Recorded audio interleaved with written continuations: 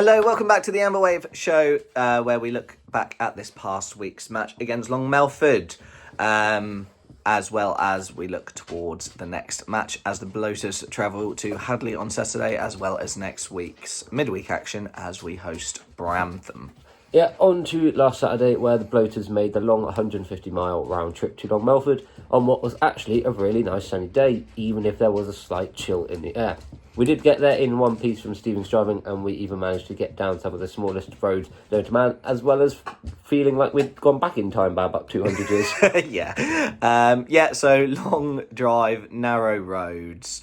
The game started off well for the Bloaters, as within the first 8 minutes, the best possible start happened.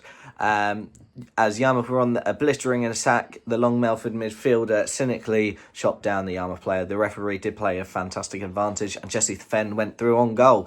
He only had to dink it over the goalkeeper and into the back of the net, which he did, and made it 1-0 to the Bloaters, with Yarmouth fans travelling in numbers and actually outnumbering the home support for Long Melford. Yeah, 4 minutes after that, brilliant goal, another cynical foul for this time, the Long Melford defender giving away a free kick that was whipped into the box and narrowly missing the head of Sam Adams. Yeah, soon after, Melford did have a chance themselves to level, as they did go through on goal 1-1 with Brantham, but lacked that composure in the final third, and the Melford forward was unable to control the ball. Brantham managed to collect calmly. Yeah, Yarmouth should have been 2-0 up in the first half as a ball whipped in and into the back of the net. Over the line, the Melford player cleared, and the linesman, who was struggling to keep up with play, was not in the right position to help out the referee, and no goal was awarded. Yeah, Yarmouth had another chance to increase the scoreline late in the first half, as Cousins found himself with the ball on rushing towards the keeper. The shot came in low, sending the keeper the wrong way, but the Melford defender was able to clear the ball before it rippled the back of the net. Yeah, and just before half-time, Yarmouth probably should have had a penalty, as during a succession of corners in the Melford player, who was tasked into marking Louis Duffield, was unable to contain him, so instead of playing football, he decided that WWE was more suited to his style of play. A push to the throat of Duffy went down, the referee in a perfect position watching it all unfold, and no penalty awarded. The half-time whistle went, and Yarmouth went into the break, leading 1-0.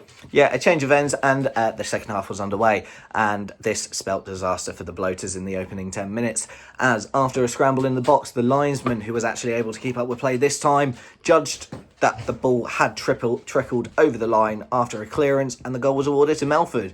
And I'm not sure if it was because there was so little fans for Melford at home, or the fact they didn't realise the ball crossed the line, but it was almost silent in the stadium after that goal. Yeah, after that equaliser, the chances were pretty even for both teams, and the game was wide open. A Yarmouth attack followed a Melford attack for the remainder of the game.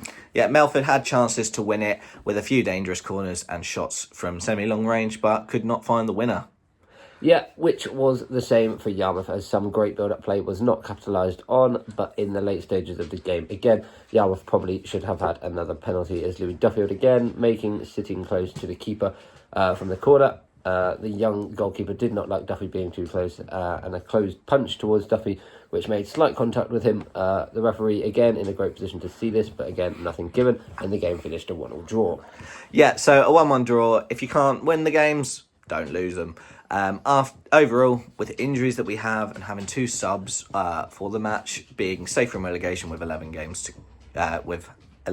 left at that point, after just being promoted, a point's a point. These matches are there to learn, adapt, ready to go next season. We won't go up, we won't go down. So a point on the board, and we go again for next week's games. 1-1 draw. Well, it's obviously better than a loss, but against a team that have won only 2 games all season, it almost does, in a way, feel like a loss. But yeah, they're the type of games that we should really be winning. But obviously, yeah, we have got quite a few injuries, but you've got, on the day, you've just got to play with what you've got and get what you can out of the game. And you could say we're a little bit unlucky in it, but just got to take the positives of a draw and go again next week. Yeah, a lot of variables went against us that day. But a point's a point. We're not going up, we're not going down. No. We're safe, and that was the main objective. If you look back a year and a half ago, we weren't even expected to be where we are now. So yeah, and let's be honest, we just effectively, when we're in this great position of first season back up, we're not going up, we're not going down. Effectively, these are 10 friendlies, in my opinion, anyway. It's just to see where we finish completely at the end of the season. See if we can finish slightly higher. Like if we could go on a good run of form and win maybe like 6 out of the remaining games, like see how high we can finish. Don't think we'll get playoffs, but I don't know if it's still possible if we were to win. I think it is possible, but we'll probably have to win like all of them. I think we need to win a lot of games, and some results need to go. And the majority of our games left are against teams above us as well. I think so, yeah. So it will be a tough end to the season, but we've done our job. So yeah. And with that, the match out of the way, we look to this week's matchup as the Bloaters have another long away day as we travel to Hadleigh.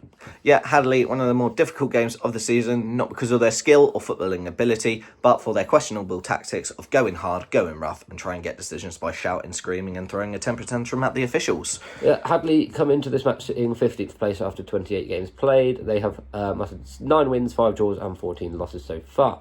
They have a minus 15 goal difference and sit on 32 points, which is 20 points clear of the relegation zone. Hadleigh are all but safe unless Long Melford or Sheringham win every game left in the season and Hadleigh lose every game left of their season.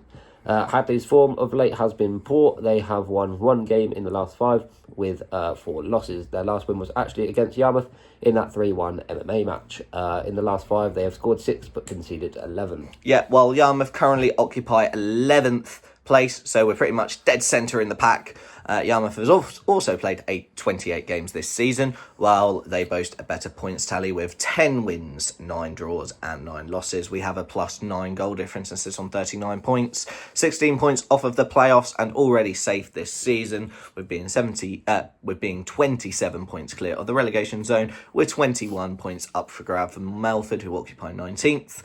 Yarmouth in their last 5 have won 1, drawn 2 and lost 2, scoring 8 and conceding 9, and after that draw on the weekend, we have joined Dereham Town in the most drawn games in the league of 9. Yeah, so we've drew the most games in the league, joined most games in the league. The game Saturday. I think it'll be another tough one. Obviously, what happened at the home game, there's a bit of sort of retribution for this game, a little bit. Yeah, the players are going to be up for it. Yeah, obviously, we've got quite a few injuries as well, so whether we'll have a strong enough squad, but it's a long away day as well, so we probably won't have that many subs as well, because normally on an away day you don't take as many. But we just got to give it our all. We know we're safe, which is the objective complete, I guess. So we just got to go into it with positiveness and just try and get something out of it. Yeah, it's a bit of a frustrating game to have at this point of the season when we are got a fair few injuries, especially with how we know Hadleigh play and conduct themselves. We don't really want any more injuries. Yeah. But yeah, now Yarmouth also have a midweek game coming up against Hadleigh. After the Hadleigh game, as we host Brantham in the league, which is this the first time we play Brantham? Yeah. I think it might be. Yeah, because I think Brantham is the only team I think left that we haven't played yet. Which is crazy. Because I think it was Hadleigh and Walsham, but we've played Walsham away. Yeah. And we've played Hadleigh at home. So yeah, I think Brantham is the only one. Which is we crazy. haven't played them away yet. It's crazy that we're in March. Yeah. We're all the way. We're like 11 games left of the season, and we're only now playing Brantham. That's crazy. Although I wouldn't want the job as a fixture secretary. Brantham are having a fantastic season so far, and they are sitting second in the league. I'm not actually sure. They played last night, and I don't know what their result was against Stowmarket. We'll be back in 1 second. So after that quick check of the result, Brantham did end up winning 4-2 against Stowmarket last night, which means they are second in the league, 1 point off top with 2 to 3 games in hand. They have played 29 games so far this season, with 19 wins, 3 draws and 7 losses, sitting on 60 points and a positive 28 goal difference. Yeah, they play Thetford at the weekend, but excluding that result, they have in their last 5 won 4 and lost 1, which was a loss coming against Downham. But they have scored in their last 5. A lot of goals. Yeah, a lot. And they haven't really conceded many either, so they are doing really well. But yeah, so thoughts on that Brantham midweek game? It's a bit of a travel for them, though, isn't it? Because they've obviously got to come from quite far on a midweek game all the way out to the East Coast. But they're going to be in fine form. They're going to want it because they're going to want to push all the way to the end of the season because they're in a chance of winning the league. So they're just going to want to go for it. But it'll be a tough game. Hopefully get good home support for it like we always do. Yeah. But hopefully that can just give us that edge of getting it over the line. But yeah, again, in that type of game, you'd take a point.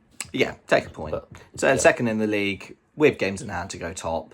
Like, who knows? That's one of their games in hand, isn't it? Yeah, if it's I believe so. And by the time we play them, they could actually be top, depending on the weekend's fixtures with Downham playing and Brantham playing Thetford, which would be a hard game for. Because I think it's Brantham away on at the weekend Thetford as well. Yeah, I think so. And we know what Thetford's pitch is like. Yeah, but a fully packed week for the Bloaters this week. But that's all that we have to say for this episode. So we hope you enjoyed, and as always, up the Bloaters.